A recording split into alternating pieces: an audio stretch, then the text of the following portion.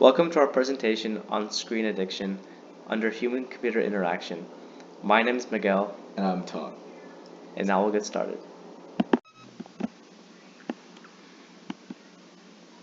The concept behind screen addiction stems from our society. As we're based around technology, it encompasses our whole life, from school, work, and entertainment.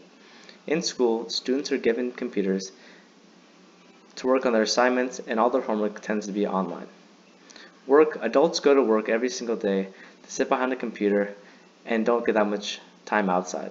Also, all of our entertainment comes from the screen, such as TVs, video games, and computers. An addiction has three parts: cravings, tolerance, and withdrawal. Cravings can be an example of if I want ice cream and I go get that. It's like a feeling that you have. Next part is tolerance. This is how much you need to feel satisfied. And in screen time, this may increase as you become more tolerant to it. The last part is withdrawal. If you do not get this certain substance, such as ice cream or screen time, you might have bad negative emotions such as anger, headaches, and other things like that. And this addiction can be seen in the 21st century as sometimes as screen addiction. As all these kids are growing up with technology, their screen time has increased from 9.4 hours to 24 hours in a single week, from the 2000s to the 2020. Also, the diagnosis and treatment of screen addiction is not possible. This is really due to there being no actual illness called screen addiction. It has not been proven that this is an actual thing, and therefore it is very hard to get money from insurance companies to get treatment for their kids and other adults. And the treatment is very hard to get because there are only a certain amount of screen addiction centers in the United States, and therefore it costs a lot of money as the insurance will not pay for it. Some examples of screen addiction include, from the machine side, is rapid stimulation. If you're on a certain application such as Twitter, you get all these flashing images, you get videos playing, and therefore all this rapid stimulation makes you feel like you need to keep going to get this continued satisfaction. Also, infinite scrolling, back to the Twitter example. On Twitter, you can scroll forever, seeing unlimited content, and therefore it can keep you on there for a lot of time. This is how it leads to screen addiction. Also, unlimited access. As in the 21st century, there is Wi-Fi all around the world, so therefore you can go on your phone at any time and open this application and be access to the internet. And this actually tends to be the problem, that actually when you go on Twitter and you get a notification, this notification, such as a text, it sometimes comes with a ring, and every time you hear that ring, you associate it with a notification. This makes you instinctively go to your phone and see this notification, which is ways that the machine actually helps you become screen addicted, which is not what you want. On the human side, humans use screens for many things, such as social media, applications such as Snapchat, Facebook, Twitter, Instagram are all things that many kids and students around the world use on a daily basis. As you go on these sites, you may see that these things are actually becoming your entire life.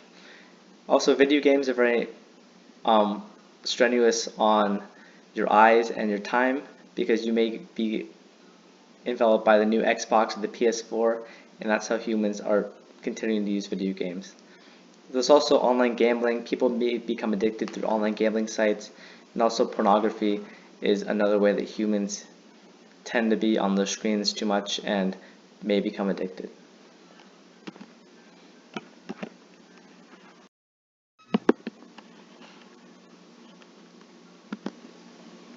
Statistics.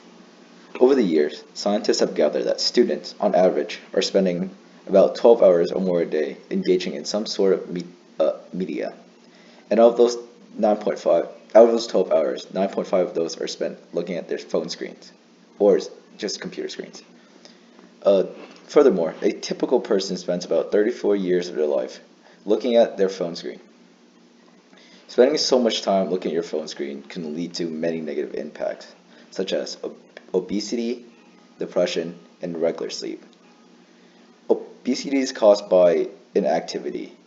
Spending so much time of your day looking at your phone screen increases the risk of obesity and heart issues because instead of staying active and exercising, you are instead just sitting in one spot and spending time on your screen. Depression is caused by either stress and or lack of human interactions.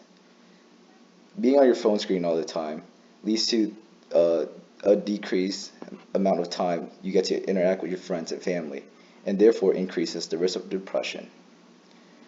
Furthermore, pho- phones and laptops are super addicting. Therefore, some people struggle to turn off their device in the morning and at night. This causes irregular sleep and can affect your overall sleep schedule and your body clock. Techniques to combat screen addiction. The first step to combating phone screen addiction is to do a smartphone cleanse. This means that you should delete all the apps that you won't benefit from, such as Instagram, Twitter, or Facebook. You shouldn't leave any social media app and only leave apps that are important to you, such as Canvas, where you use to do schoolwork and turn in your assignment. The second step is to turn off your phone notifications. This reduces distraction. For example, every single time you hear a ding or you get a text message, you'll probably spend about 3 to 5 minutes checking your phone. This adds up over time and can lead you to waste a lot of time.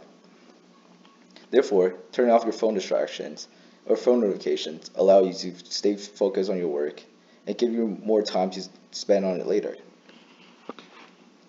The third step is to make a fixed time to allow yourself to check your device.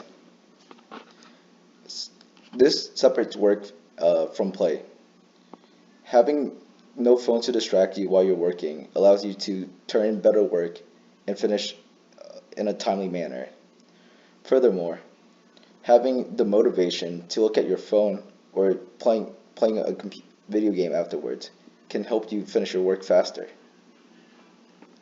Lastly, resist checking your phone in the morning and at night. Give yourself time to relax in the morning and at night in order to improve your sleep schedule, which can overall reduce the stress.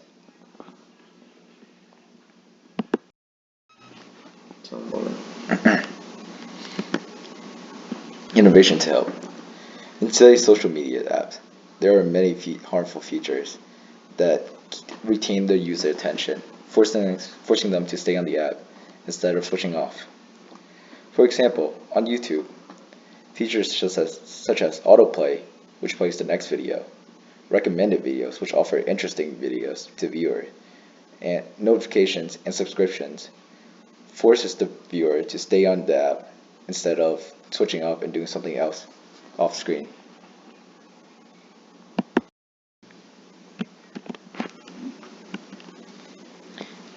The new YouTube app we are suggesting includes the following fixes to the problem stated before. Our first fix would have a maximum time watched in one sitting. So therefore, we'd have a timer that would have a certain amount of time that you set that you want to have the total amount that you would want to watch YouTube. And when you reach a certain amount of time, it would have a pop-up reminder show up to remind you that you have spent enough time watching YouTube and therefore you should get off and do something productive. Another fix would be having a filter. This filter would be implemented into the recommended videos part of YouTube, and therefore you could have a filter to remove certain types of things.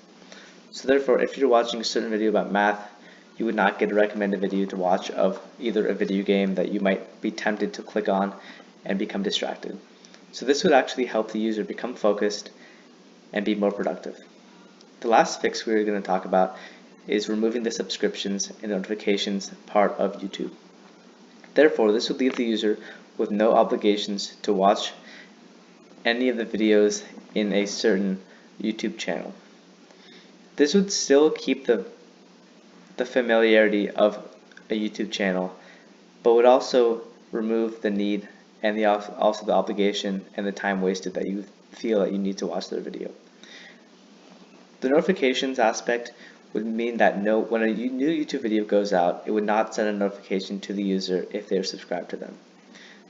This would also help the user not go onto YouTube when they're doing something productive, and it would also increase the amount of time that you could be doing homework or other aspects, just to reduce your time watching a screen.